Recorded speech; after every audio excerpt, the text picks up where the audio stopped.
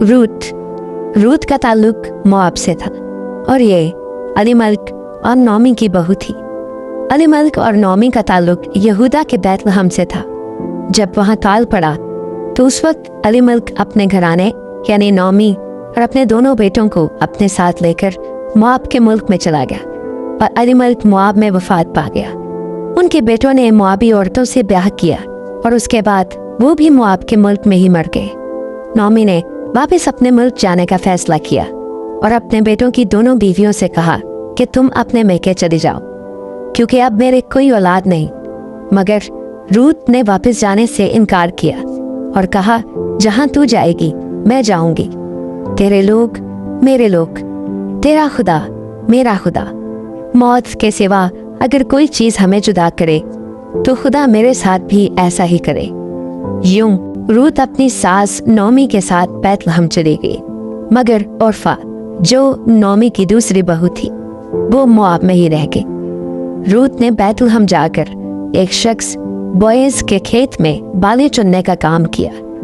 वो शख्स उसके ससुर अलीमल्क का रिश्तेदार था। बोएज रूत के बारे में जान चुका था और उसके इस अमल से जो उसने अपनी सास के साथ किया खुश था और उसने उसे दुआ दी। रूत की सास नौमी अब ये चाहती थी कि रूत का ब्याह कर दिया जाए, मगर रूत की शादी उसके शौहर के किसी करीबी रिश्तेदार से की जा सकती थी। बोएज उनका रिश्तेदार था और ये बात उसकी सास जानती थी।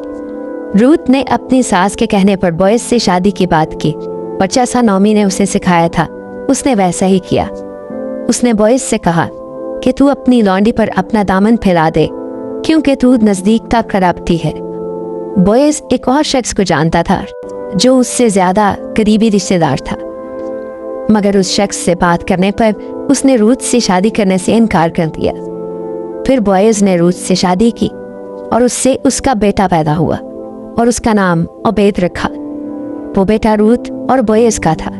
यीशु मसीह के नसब नामे में हम रूत का जिक्र पढ़ते हैं। रूत एक ऐसी खातून है जो अपना सब कुछ खत्म होने के बावजूद भी अपनी सास के साथ वफादार रही।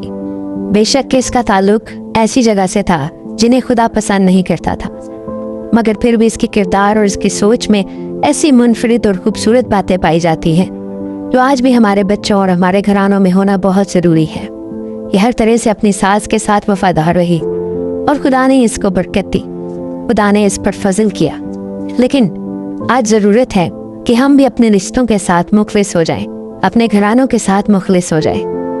रिश्ता कितना करीबी और कितना दूर का है, इन बातों से निकलकर किसने जोड़ा है और किसने हमें किसी के साथ रखा है, इस पर गौर करने की ज़रूरत है।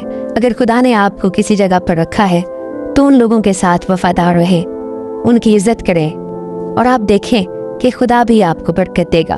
और वो जो आपके साथ वफादार है आप उनकी कदर करें, आप उनका भला सोचें। नौमी ये नहीं चाहती थी कि रूत उसके ताबे रहे या उसके साथ साथ रहे, और ना ही वो उसे ज़बरदस्ती अपने साथ रखना चाहती थी। इसी तरह हमें भी ज़बरदस्ती किसी को अपने साथ रखने की ज़रूरत नहीं है। अगर कोई हमसे प्यार करता है, हमारी इज्जत करता है, वो ज़रूर हमारे साथ रहेगा और खुदा उसको इसका अजर देगा। जो आपके साथ हैं उनकी कदर करें और आप जिनके साथ हैं आप उनके साथ वफादार रहें। खुदावंद आपको बरकत दे। आमीन। Subscribe.